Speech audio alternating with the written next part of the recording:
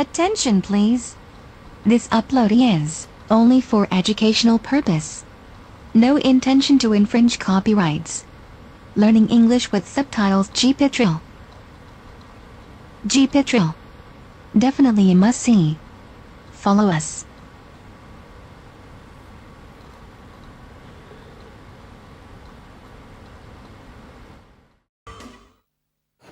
Andy. Listen, Janet. Look, I've heard that "listen, Janet" line before, Andy, and I know where it leads, so I'm just going to go now, all right?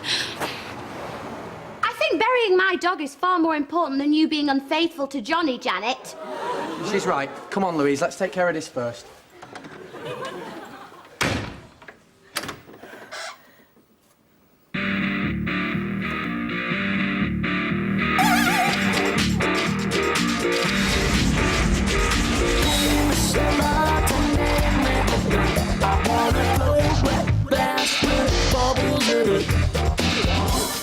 This doesn't mean I care how anything's struggling out. Just think I'll wait a while. I'll have a bunch of lager, please, and a pack of flakies.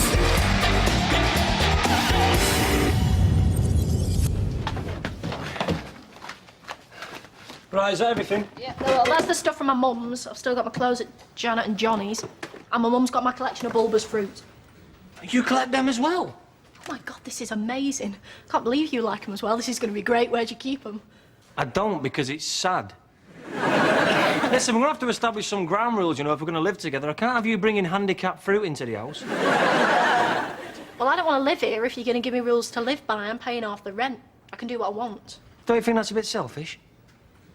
Yeah. And don't you think that also gives me the licence to do whatever I like? I suppose so. And don't you think I'm capable of far more disgusting things than you are? Well, you do wipe your knob on the curtains after sex. Right. So don't you think life would be easier for the both of us if there's a little bit of give and take? OK, I won't bring the fruit as long as you stop with the crusty curtains act. Donna, that's just the beginning. Well, what else? I'm perfect to live with in every other way. You smoke. But that's part of who I am. It's in my blood. Yes, and in your hair and in your clothes. Honest to God, you stink, Donna. You smell like a big rancid pond. Well, at least I know how I'm going to die. I don't want you lighting up in the flat. Not even in the bathroom? Christ, no, if I'd had a curry the night before, the flat could end up in Wigan. All right, I'll go outside in the fire escape to smoke. Good. The compromise is good. We're a good couple. I'll go out on the fire escape to smoke as long as you go out there to fart. You can't ask me to do that. It'll take all the fun out of it.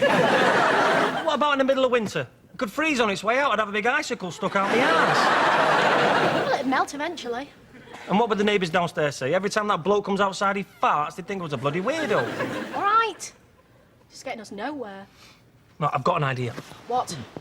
We'll each write a list. What kind of list? Well, like a list of demands. You know, what housework we don't want to do, annoying habits we want rid of and such like. Well, won't that just highlight the flaws in our already flaky relationship? No, we'll sit down with these lists, right? And then we'll see which ones we agree on, and all the others we just compromise on. And from that little acorn, a mighty oak of a relationship will grow. Gaz, Yeah? have you been reading My Woman's Own? Well, it's them cover stories. Mother and daughter together at last. My breasts are trying to kill me. I thought it was porn.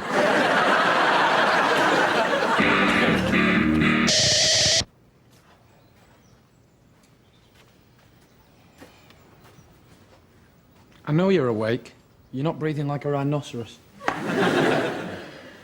Johnny, can we talk about this? You went off shagging your ex-boyfriend while I was dying. What else is there? You know, unless you've got some more secrets. Have you buggered a baby seal with a dino rod recently? First off, I was not shagging my ex-boyfriend. Oh, no, sorry, you were being much more public than that, weren't you? You just shoved your tongue down his throat in front of my best mate. Classy bird. No, it wasn't like that. He shoved his tongue down my throat for a start. Oh, well, then may all be forgiven. Let's go to the Mardi Gras. And you weren't dying. You had a stomach flu. Oh, is that why you had to run off and find someone else to get off with? Are you that insatiable that you can't go without it for 5 minutes? Johnny, please. Oh, Janet, you must be in heat, dearest. What are you up to today? Bearing your arse to passing lorry drivers, you're hoping for a groping? Or are you going to nip down to Tesco's and hump the leg of a trolley dolly? Johnny, let's talk about this, can we? No, drink your tea. Try not to orgasm all over it. Johnny, please. Just listen. We need to talk this through. Can't. You've got to go to work as usual, and I've got to go to another pointless job interview where I'll be passed over for some girlfriend-snogging arsehole with a Saab. It's Alexis. What? He's got Alexis. I'm sorry, Janet. I might be mistaken, but did you just kick me in the bollocks? Because that's what it felt like. I'm sorry, Johnny. Honestly, I am. Sorry you cheated on me, or sorry I found out? Both. Well, I mean, I don't think you'd have found out otherwise, and it certainly wouldn't have happened again. Not unless I was really drunk, anyway. Oh, so you were drunk? That's why it happened? Yes. Yes, that's it. I was drunk, and I thought he was you. A muscly, rich version of you. So you'll never touch another drink again? No. Not even, say, a half pint of cold Stella on a hot summer's day? The gentle breeze blowing through your hair, and as you lift the chilled, inviting glass to your lips, you'll say, "No, no, for I am Janet. I will not drink this filth as it turns me into a big filthy tart." Okay, I wasn't drunk. Yeah, so you just fancied him and thought you'd throw away 3 years with me for some pathetic snog with an old boyfriend? No. But you're right, Johnny, it was pathetic, and it didn't mean anything. I mean, it didn't even feel my bum. I'm going out. Oh, no, Johnny, please, just wait a minute. I've got to think about this. I don't know what to do. I'll see you later. No, don't try and kiss me. I'd rather kiss a salty old condom.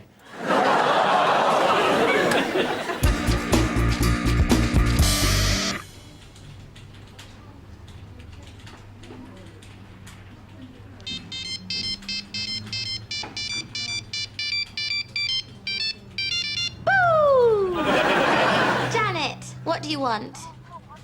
I'm working really hard trying to look busy.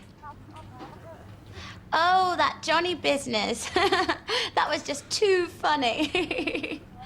Don't call me a hemorrhoid. Well, I can't come over. I told you I'm busy. Janet, stop shouting. You're in a library.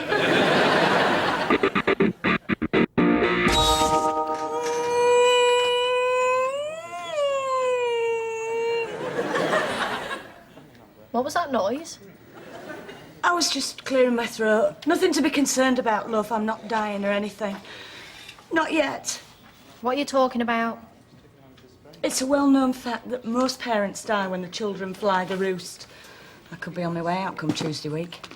You've still got 2 kids here. Well, they don't count. They've got their own lives to lead. I could always rely on you to give your mum a bit of company. Sat there, smoking your pipe, watching Emmerdale. I've never smoked a pipe and I've never watched Emmerdale. You're thinking of Grandad. That and I am. You're very similar. Mum, I'm not at all like Grandad. He's 70 years old, he hates women, and he's dead. Maybe, love, maybe, but loneliness does strange things to a woman. You're not lonely. You can talk to Gran. I don't want to hang around with my flaming mother. That's too sad for words, for Christ's sake. That's something you do. Did you get the rest of your stuff, love? Yes, Donna. Go on, you go. Enjoy your youth while you can. Because when it's gone, it's gone. I'll just sit here and rot. Well, why don't you get a hobby or join a group? Those friendship groups are full of one-eyed freaks called Colin.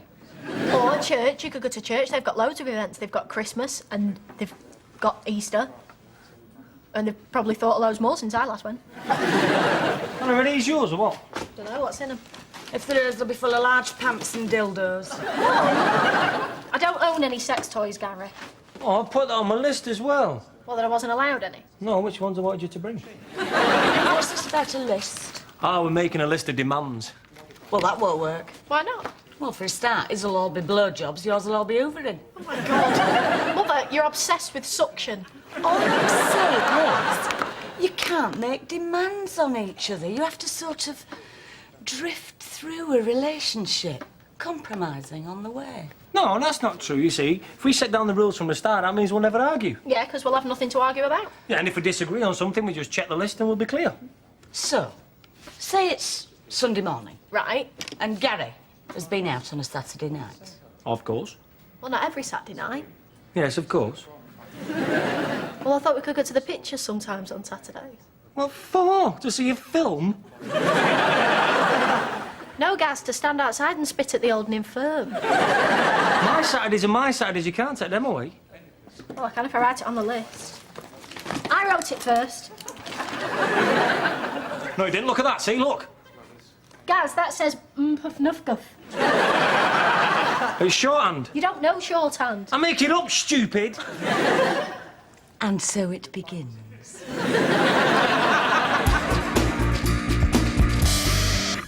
So, do you think Johnny's going to dump you? Would you?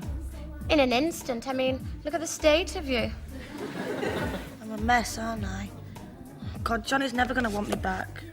Cheer up, Janet. There's plenty more freaks in the circus.